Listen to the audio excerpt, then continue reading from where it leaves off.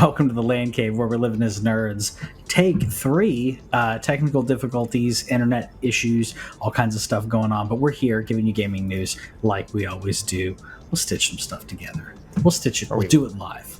Are we live now? We are live. Let's see. We are live. Oh, cool. We are live. I'll stitch that together in post for a more seamless, streamful experience for everybody. Nice. Yeah. So we're live. Yeah. So we're talking gaming news. We had one of them weeks. We've been off, and that's what happens. But it's okay because we're here talking gaming news. And if you want to hang out, you can hang out with us talking gaming. You haven't been able to do any gaming lately, though. No, I mean, I finally did pick up my Vita this afternoon, and I played some Downwell, which I don't know if you ever played that game or not. I think it was originally a mobile experience, but it got ported to, I think, everything.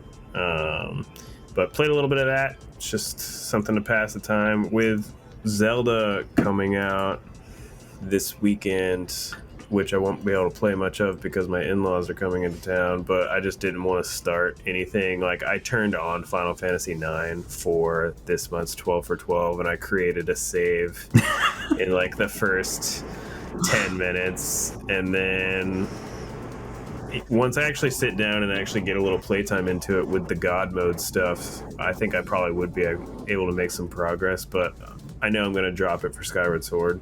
Yeah. I'm really excited to get into that game. Getting some so-so reviews. I haven't seen anything lower than a 7, but basically a lot of people saying they didn't really fix the motion controls as much as they could have, and what they did redirect it to is I think if you're doing the Pro controller, it's the sword is the right stick. Yeah. And so that's going to be interesting to try and get used to. I'm going to try it both ways. We'll see what we like. I played 30 hours of the game with motion controls before, so I can probably do it again. The only thing that I think is different now, though, is that the Switch doesn't have the crossbar that the Wii and the Wii U did, where the motion tracking. So I don't know how that's going to play into it. I mean, I would imagine, and I haven't used the motion controls on my Switch in a while, but I would imagine that it's kind of when I do every now and then it's hey, we need to calibrate, and you got to put it down on a level surface so it can know what's up and what's down, because that happened a lot in the game. Yeah, that's down, that's up. That happened a lot when I was playing 1-2 Switch, which I still attest to should have been a free throw-in game, package-in game like a Wii Sports. 1-2 Switch should have been that. Sure. Because it's fun, but it wasn't worth the price. I bought it, I really like it, wasn't worth the price. I'd say it's more fun than Snipper Clips. It's one of the funnest games I've played with people who didn't know, they heard about the Switch, but they didn't really know what all it did. Or some people were just is it a handheld? I'm yeah, it's a handheld and then some. And then I'd hand them the controller and do something in 1-2 Switch, the one where you're have you played 1-2 Switch? I can't remember if you had. No, I didn't want to spend the money on it. I don't have friends, and so it was it seemed like a party game. It's totally a party game. There's there's one where it's there's a pirate chest that's wrapped around, the chain wrapped around it, and you need to twist your Joy-Con to unravel the chest, and someone else is trying to unravel theirs at the same time. Little party games. It's like Mario Party, but there's no connection to them. It's just what game you want to play next, as opposed to having a reason to be playing it. It's still fun though. But yeah, I'm looking forward to Skyward Sword. I heard there's a lot of quality of life improvements that they brought out with it. Like you mentioned, the motion controls, and apparently you can skip some of the tutorial stuff that just goes on way too long. So I'm happy about that. I think the text can be faster. I think they also made it to where you there's something I think with Fee where hopefully they don't make her talk to you as much. I thought I saw something in the menuing where like if you specifically want to ask V for something, you can, but otherwise she's not going to interrupt you as much. I think I read, which is key. That, and I will say, Nintendo, if you're listening, and I'm sure you're already thinking about this, Navi in the Ocarina of Time, when you do an Ocarina of Time remake, do the same thing. We don't need to hear "Hey, listen." As much as I love hearing "Hey, listen" as a nostalgia thing, it gets old quick. Hello. I love it, but it gets old. Same thing with Navi, but I like the idea of the sword. Like, I know it's gimmicky, it's very much the times when it came out, but I think it's cool. If they hadn't done that with the sword, I'm imagining that they'd have to retool all your enemies. They'd have to. I mean, it's one of the not main mechanics, but it's a big mechanic of the game. You'd have to redo a lot of that if you wanted to take out the ability to go left, right, up, down diagonals. So yeah, it'll be interesting. I'm picking mine up Friday morning. Wait, no, it's delivered. Never mind, I don't know. Yeah, mine's hopefully going to be Walmart said it's going to be delivered. I haven't seen a shipping notice yet. The other thing that I'm excited about is it's 60 frames, man. They have it on a lock 60, which they can't do with Breath of the Wild. So I know that there was some complaints that they said that it could have looked even better if they had done some work on it. Whatever. I mean, yeah, I do wish Nintendo put more effort into their remasters and everything. I'm just happy to be able to play this game again, and actually beat it this time.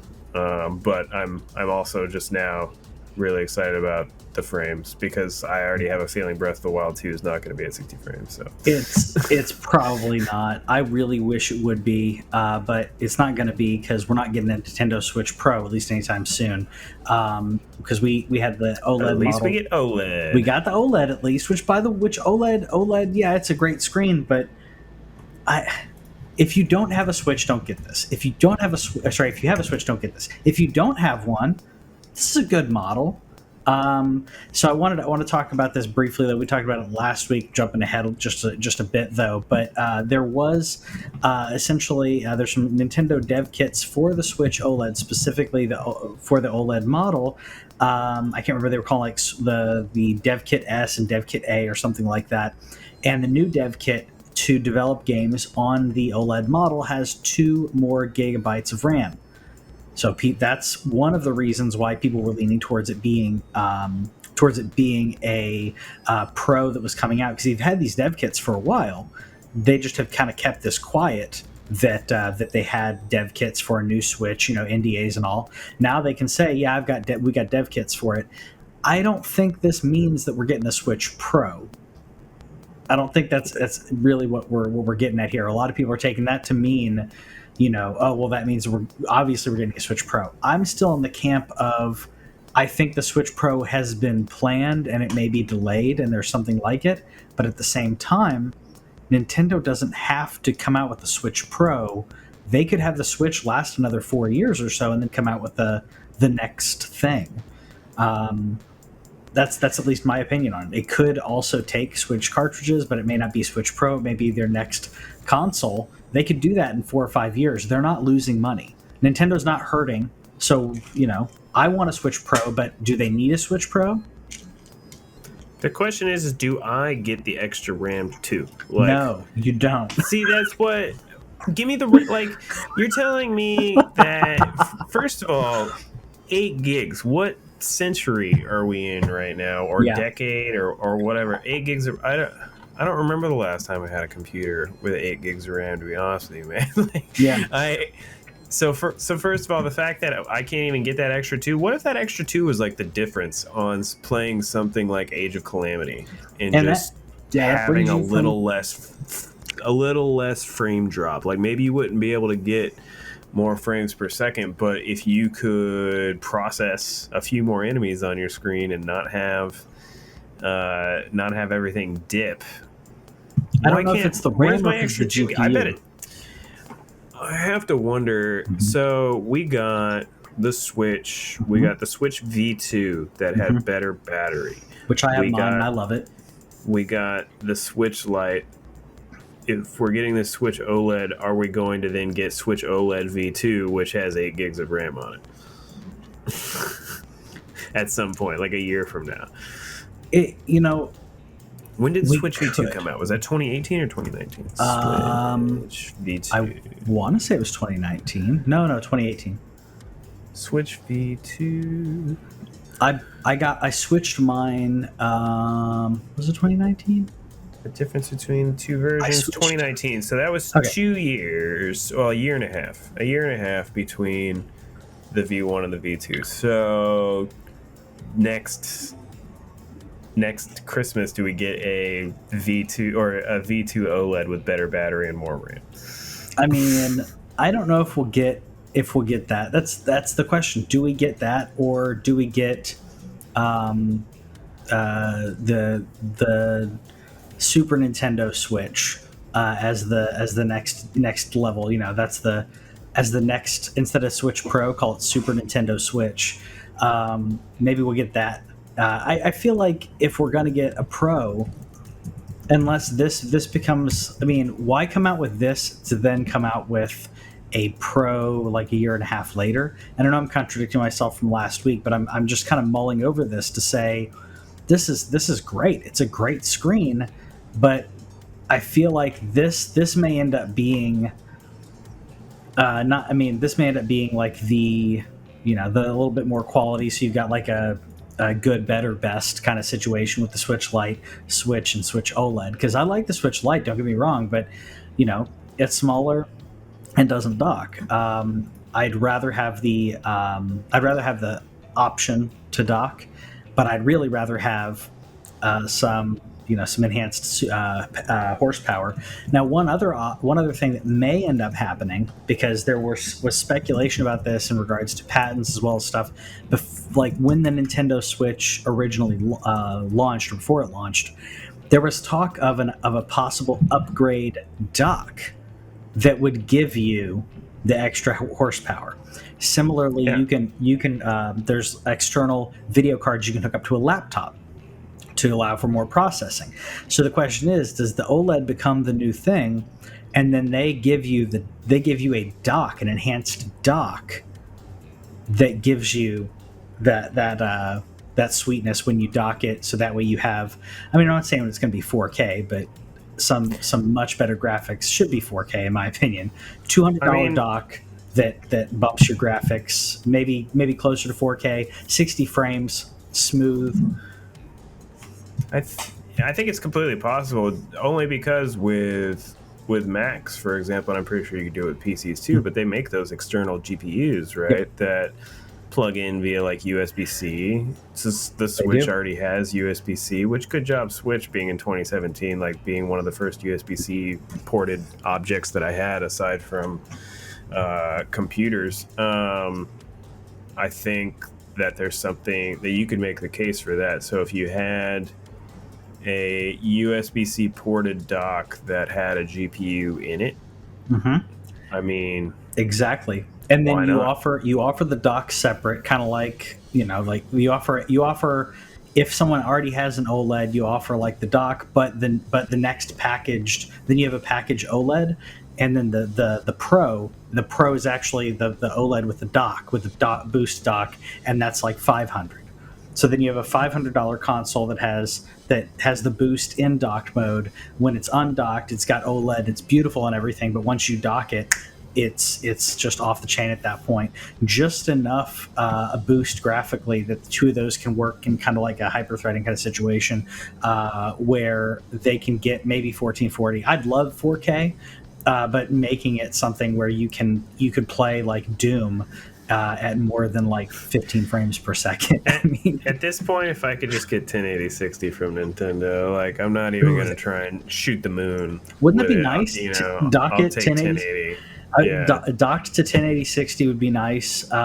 It'd be really nice. So that's kind of what I'm hoping. I jumped ahead in the news on there, but I thought about the dock the other day because that was a speculation a long time ago. I don't know if that's going to happen, but I just thought I'd bring it up. We had a PlayStation State of Play that happened last week, though, like right after our show. Did you get to watch it? No, I actually didn't. I watched a couple of the trailers. I've been busy. I got some stuff going on with work and so on, but from what I could tell, I don't think that I missed much. I did go back and watch the Sifu or how are you saying I say that? Sifu. I think Sifu. By the way, Robert, Nintendo can charge whatever they want. They can charge as much as a Series X and get away with it. Nintendo can totally. They're going to charge $350 for the OLED. Yeah, I can see them charging $500 for the OLED and the powerhouse dock, whatever you want to call it. You're right. Nintendo can charge whatever they want. No, I pronounce it Sifu, but no, I think I mean the PlayStation State of Play. I wasn't really wowed. I think we knew about everything, unless I'm mistaken. We knew about pretty much everything that was on there. I said Sifu's probably my most anticipated game right now. I love kung fu movies. I love like old school kung fu movies, and I love also like movies like Ong Bak and The Raid. So seeing some serious. Not only martial arts, but use of environments, multiple combatants coming at you, and it looks like the mechanic here is like if you die, you end up being hospitalized, and when you come out of the hospital, like you're that old, and now you have to make another run at it. So I don't know if there's a type of like roguelike structure to this. I don't know if you have a certain amount of times that you could play it, because I'm imagining if you get to a certain age, then you can't do as much damage. I don't know, but I love it. I'm just intrigued. I'm trying not to learn too much about it. I just kind of watch the combat as we go on. I want to know how it actually feels to play that combat. That's what's going to be the most interesting part about it. In terms of, there was actually a little bit of drama from the State of Play as well. I don't know if you saw. I guess I didn't. The stuff on Lost Judgment. No. Did you see what's going on with Lost Judgment? No, because I was gonna say that was my next one. I was gonna say that I'm looking forward to. But Dish. I didn't play Judgment, but Lost Judgment apparently is the next one, and it's probably going to be the last one because there is a dispute going on where it has to do with the actor and his likeness being used. Apparently, Sega wants to bring the Judgment series to stream, but the agency, so I guess his agent that he works for, has been blocking that efforts, and so Sega's saying they're going to end the series because the agency won't let them make more money. I'm guessing like they're not allowing them to put it on Steam, and I don't know why they won't let them be on Steam. And my solution was like, okay, just get another actor, but apparently this actor is the guy. Like the Sega says, no, we can't do it without this dude, so it's got to be this guy. And so if they're not going to let us have this guy and put him on more platforms, then we're just not going to make it. Which, way to stick to your guns. Yeah, I mean, I agree. I mean, they're contractual stuff, as well as when you have multiple entities, corporations, whatever they are, all have their agenda. Sometimes you get in a deadlock like this, like Rare and Nintendo for GoldenEye. Like that's why it's if everyone owns a piece and no one can come to a compromise, and sometimes it just doesn't go any further. And well, now I definitely I already wanted to play this game. I definitely want to play it now. Judgment is on PlayStation Now, so I may check that out before Lost Judgment comes out. I didn't know how zany this game was going to go, but you said that. Well, sorry, I only bring that up because the bit here in a moment where he's like, doing different activities just kind of threw me off. But yeah, I guess if he's that integral into the Judgment, I'm not going to pretend to know like if he was part of the development or whatever it is, where they're like, no, we don't move forward without him, or if it's just like doing Death Stranding without Norman Reedus, like it just I don't know, loses something when you take that actor out. I don't know. This zany stuff is what I was talking about. They don't want him appearing in PC games specifically. I don't understand. I don't get that. I don't understand that. That's weird. That's really weird. Has strict policies regarding how images of its talent are distributed, which apparently extended to showing Kimura probably, his likeness on PC. Sega, meanwhile, has been on a big PC push, and that's true. They have been pushing a lot of their stuff. They moved Yakuza over to PC recently, I think. And so, I mean, that makes sense. And so the thing that doesn't make sense, like, what kind of strict rule are you talking about? I don't understand that. What's the difference between a video game on a PlayStation and a video game on PC, other than mods? Is it because they don't want him to mod? They don't want to mod there's this more guy? Control. You said weird, dude. Who is it that they can't? Is it Takuya Kimura? Kimura. Kimura. It's got to be something to do with mods, right? Yeah, Robert agrees. Mods. Yeah. And if Robert agrees, that must mean it's gold. I was gonna say that's probably. I mean, you have more control with the consoles with mods. I mean, I remember. I want to say it was 3 or 4 days after Fallout 4 came out. Someone came out with a mod that said John Cena every time you fire a gun. The mods for his name was John Cena. There were mods for Resident Evil. Like I want to say, like a week or two after Resident Evil came out on PC. There were mods that had to do with Lady D and using a fly swatter and all kinds of stuff. Yeah, it's interesting. Okay, so Robert's saying it's fairly common in the model community due to the mods because of the gross stuff that people do. Yep. Cena gun was lit. Yeah, it was. Robert already knew about it. I mean, so your speculation was super right. Famous. Yeah. I mean, and I get that, but at the same time, it's. I am not a malicious person. I would never do something like this. But I'm just saying, with the power of the internet and deep learning and everything else, like I'm not going to do it, but we could easily take his likeness and put it on all kinds of terrible things. I'm sure somebody could. Yeah, it's the technology's there, but I get it. It's just weird. I respect it, but it's interesting that it bleeds into the game community kind of bit. But yeah, when it came to the PlayStation State of Play, though, like I didn't hear about that. I was just going to mention that.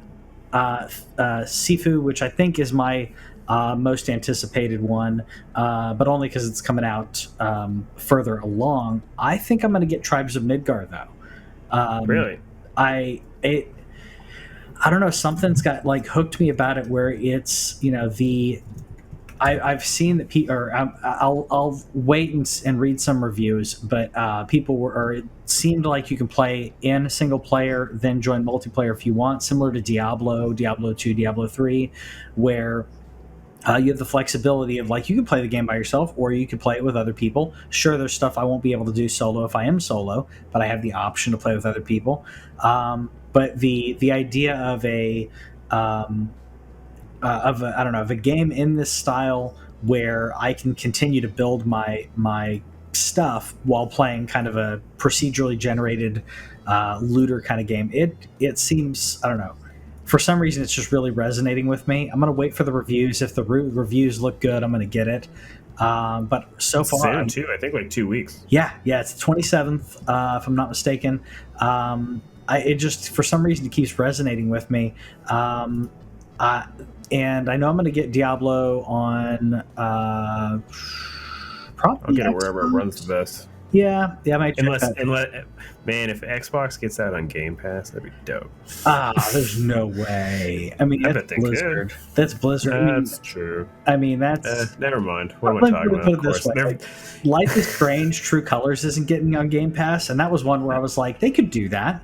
It wouldn't be too big, but for them to pay Blizzard for this, that'd be cool. And Life is Strange actually at least has some precedence because Xbox got Outriders, yeah, which is another Square game. That's right. So no, but Blizzard's too much like EA. I'm not going to segue at all because I didn't really include it, and I actually do want to mention one other game in the state of play. But did you see what EA is doing with the sports games?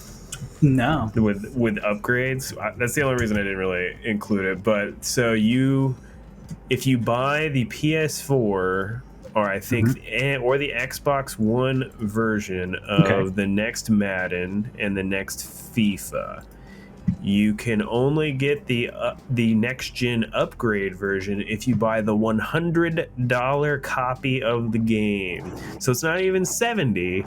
It's $100 if you want the next gen upgrade. So if I buy Madden, which I never am going to anyway, but if I bought Madden for $60 on my PS5, I don't get the PS5 version. Yeah, that's it's gonna happen. There's all kinds of weird stuff going on, which leads me to the thing that I actually did want to talk about from the state of play. I didn't tell you this. I picked up a copy from GameStop, a Death Stranding, so that I can upgrade it for $10. Very nice. So the PS5 version, I've held off long enough. I've heard once you get it enough walking $17.99. Oh, okay, that's nice. Yeah. And then after the Ghost of Tsushima for $30 thing, I'm honestly just doing it on principle. I know that, by the way, Ghost of Tsushima does come with a DLC, so it's a $20 thing. It's literally just the fact that you can buy the director's cut on PS4 and still have to pay to upgrade. That's the part that I'm very frustrated with. So I bought a used copy of Death Stranding. I'm not going to play it until September because I want to pay the $10 version to get the upgraded version, but I'm doing it. I'm gonna see if the baby thing bothers me. If it does, whatever. But I've heard, I don't know, just too many good things about it, and the walking simulator stuff's up my alley. I played about 3 hours of it. I made the mistake of playing it a little bit, played it with the wife, and she liked it, and then something else came up, and we didn't get back to it, but I really like what I played of it. The music, it's an experience. You didn't play Metal Gear 5, right? Nope. No. So I own it. Yeah. So it could be a 12 for 12 game someday. So Kojima has a way of giving you a game and then being like, "Oh, cool, you did that. All right, now here's like 25 minutes of a cutscene." But at the same time, it's so good, especially now with Metal Gear was great. Don't get me wrong, but the actor performances in this, I really enjoyed. The music is stellar. I really liked it, and if you don't mind the walking sim part, which you don't mind, that's the thing that most people complained about, was because they were like, "Oh, I'm just delivering packages," but it's important to the story. It sets you up in the world, and the mechanics are really interesting too. I'll probably replay it later this year. Then I was going to replay it later this year. If you start around September, I may start around that time too. It's really good. The $10 upgrade on this does give you more missions. It adds mechanics. They retooled like the combat apparently.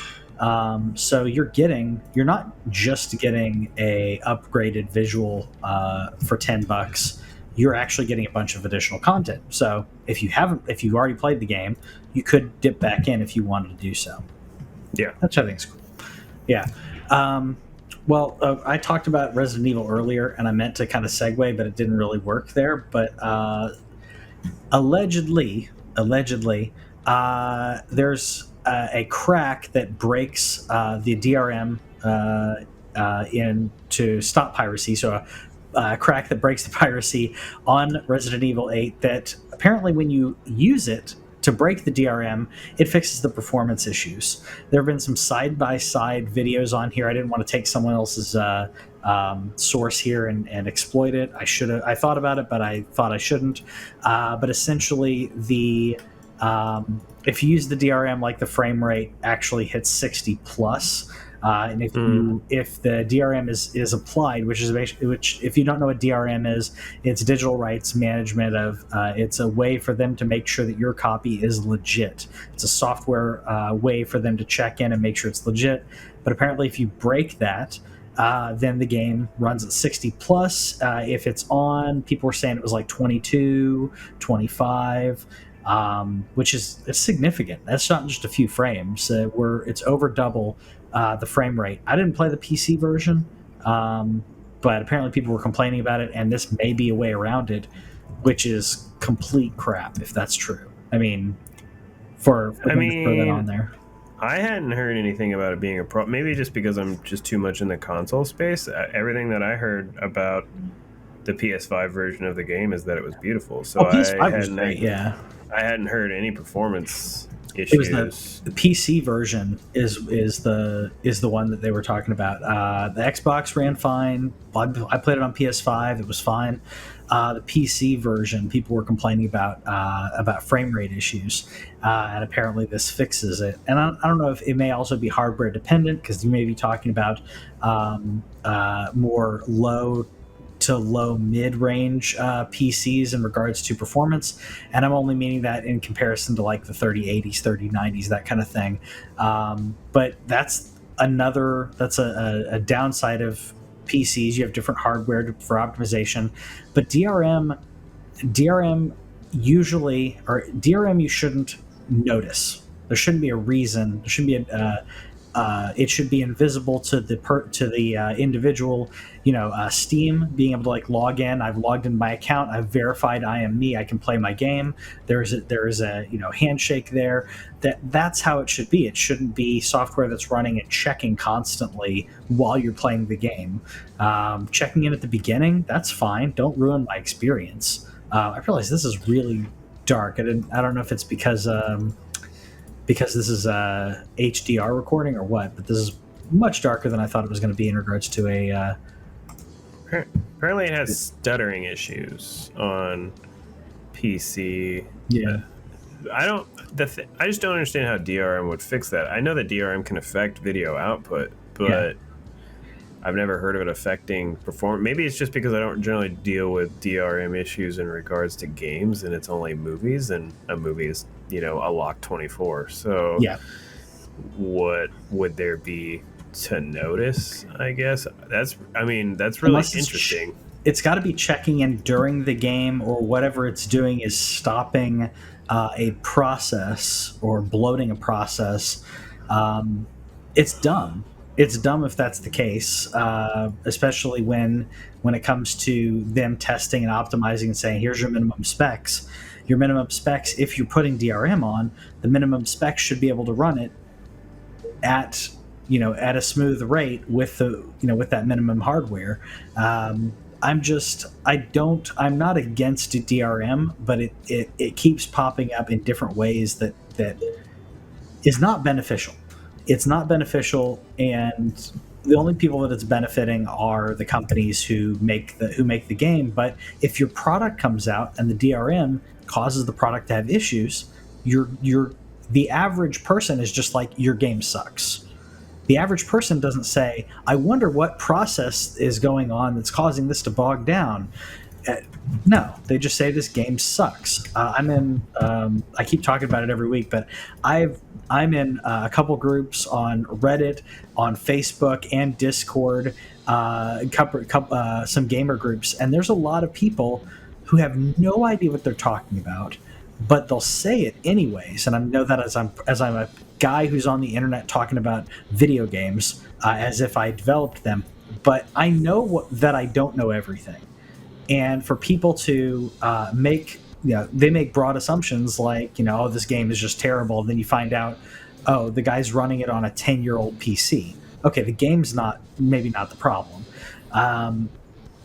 So there are downsides to DRM. It should not go down this rabbit hole, though, in my opinion.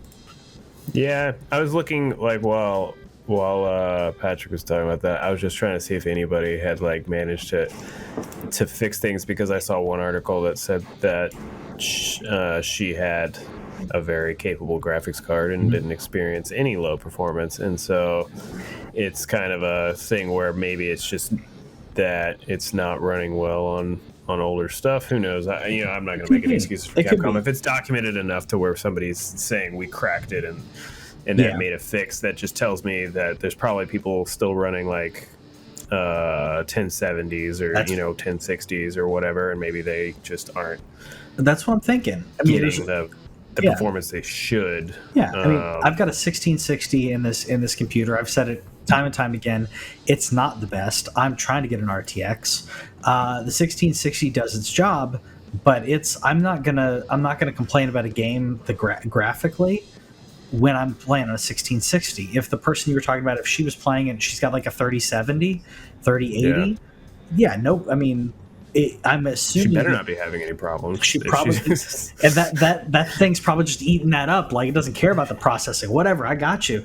As opposed to I don't think my card may be having issues, but if it was a 1070, then for those who don't know, 1070 is an older card. 3070 is the newer cards that people can't get a hold of. But 3070 is like $500 in itself. I think a 3080 is like somewhere around, and we're talking about the MSRP. We're not talking about what it's actually going for. Yeah, 3087 for the start, and then there's special models that go up to around 1,000. And you can get one for 2,000. What's up? What's the solution? Get a console. Get a console. you can't get a console either. Get a $500 PS5 or Series. That part's stupid, but that is get a $500 PS5 and run it at 4K 60. They don't. I don't actually know if it runs at 4K. And 60, that's when people come in and they're like, "No, PC's so much better." Yeah, it is. How much did you pay for your rig? Yeah. Like, that's really what it boils down to. Is your PC outperforming the PS5? But is that PC a $500 PC or a $400 PC if it's a digital one? $400, man. I can't get over that. I know it doesn't have a disk drive. I have my disk drive because I have my PS4 games.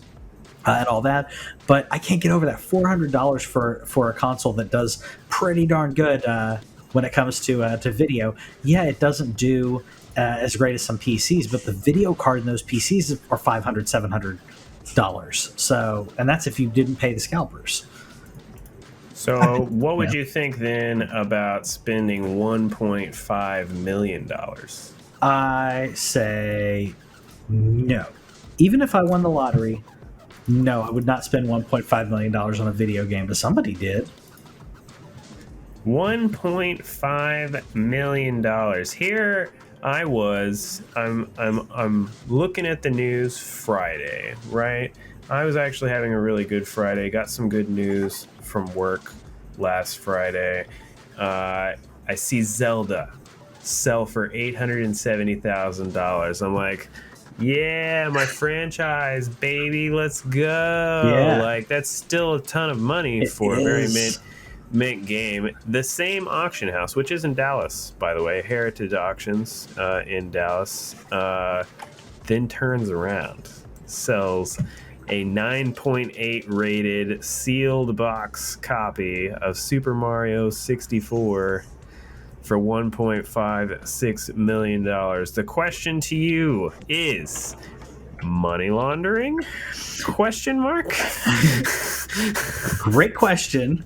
For those of you who don't know, the number one way of money laundering historically has been through art. Games are kind of like art.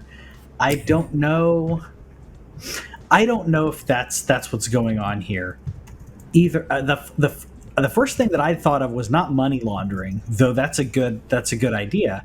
The first thing that I thought was some type of, and of course you'd have to have a lot of money to do this, or they're faking the books, which brings them down in regards to legitimacy. But what if it's fake? What if the person didn't actually pay 1.5? What if this is this and the the Zelda one and the other one that I was going to bring up, which is Elder Scrolls, for 360, selling for, was it 800? I didn't have it in front of me. It was like $600. Yeah, for a 360 game. That one wasn't as crazy, but I feel like, I don't know if it's money laundering or if someone's purposely trying to balloon the value of these games, because we know we've just come out of or / are kind of still in a pandemic situation. We are not out of and we're not in the clear. There's a lot of people who are not comfortable in every situation. I'm not comfortable in like all situations, right? I'm vaccinated, but I'm still taking precautions. But there's a lot of people who started up that some hobbies again, game collecting and otherwise. I don't know. Like, I don't know if it's money laundering. I don't know if it's someone was trying to hyperinflate the market to then sell a bunch of used games. Because then people will be like, wait, if Mario's $1.5 million, I got this thing. I'm going to sell it. People buy those up, sit on them. I don't know. It's weird. I don't know why it's worth that much. I don't understand. That adds more to it is just some of the history on here. I own a couple of decently valuable games up there that I it's not, none of my games are sealed, but I do, I have a copy of Majora's Mask on 64 with a box. I do need an expansion card for it to make it a complete, but that thing's like a couple $100 to the right person, couple hundred. The earlier in the year, a 9.4 of Mario 64 sold for $38,000. Another copy, a 9.2, sold for $7,500 last year. I don't get the exponential jump, dude. It's 38,000 to 1.5 million. After 3 days after Zelda sells for 800, I don't. It's crazy. It's crazy inflation. It doesn't make sense. It doesn't add up.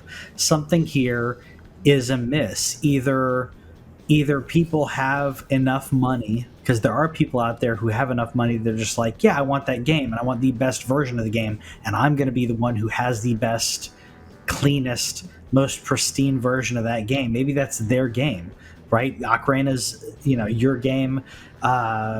Maybe that's their game, and I don't know. Like, I love a lot of games, but I wouldn't spend, if I was a billionaire, I would not spend $1.5 million on that game. Yeah, I don't see reason why.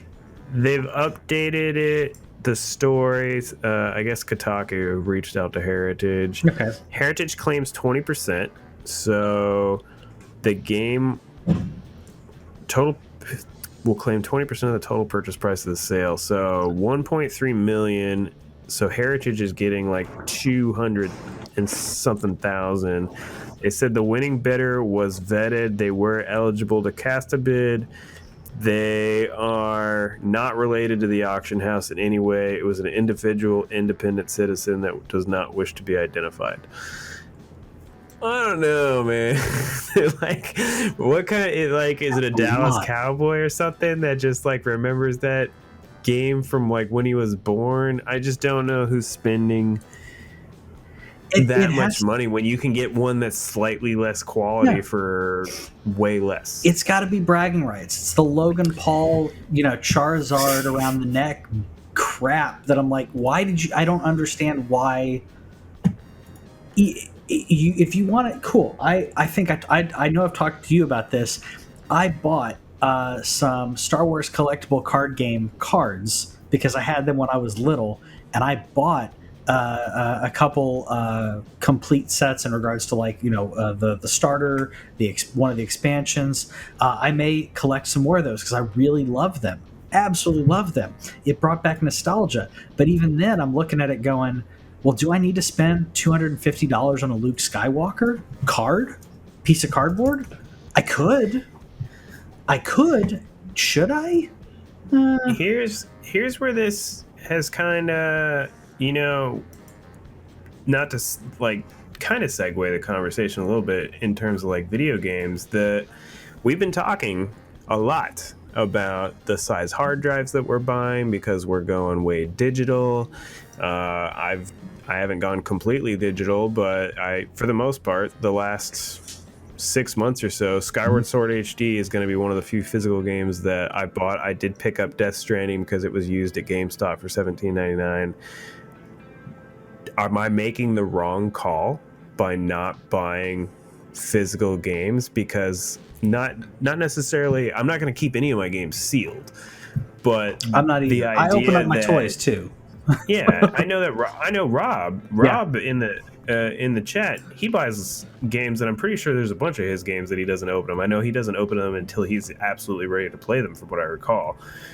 He can correct me if I'm wrong. I know that he's good about collecting some of that stuff, so I'm always going to open my stuff. But am I making the wrong call by completely nixing physical games because of the chance? You know, is it?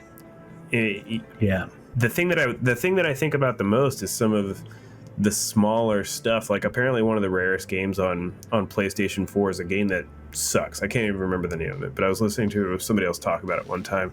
It's not a good game at all, but there was only a few hundred copies of it made, and it just makes it a rare game. Yep. I have a copy of Gravity Rush remastered on PS4, originally a Vita game, but I have a physical copy of that. Yep. Apparently they didn't make very many physical copies of that, and that particular one, even opened, is worth, I think, around 80, and I think I paid 40 or 50 for it. Yeah. Nothing huge or anything, but that's definitely a big percentage of what I paid for it. Am I making the wrong call by saying I don't want to buy physical games anymore? I mean, I'm not going to say you make it the wrong call, but I will say, I mean, I've been buying a ton of digital games. There are certain ones that, like, I still go. I like Skyward Sword. I'm like, I want the physical copy. I've got the Legend of Zelda's physical copy. There's certain ones that I do buy for that reason, just because I like having it in my collection. I like to see it. I like to feel it. The other reason for or I should say, the other reason traditionally would be that usually that if you have a digital game, they can revoke licenses, but now they can revoke your license for your physical game that you have a disc for, if they so choose.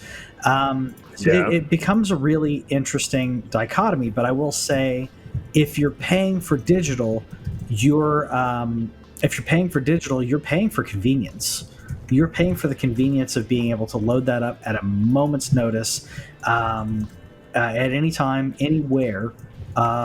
Theoretically, maybe not play at multiple places at the same time, but I have a game on my Xbox in my living room. I have the exact same game that's on, that's ready, and I don't have to pull out the disc, and I can play it in my bedroom.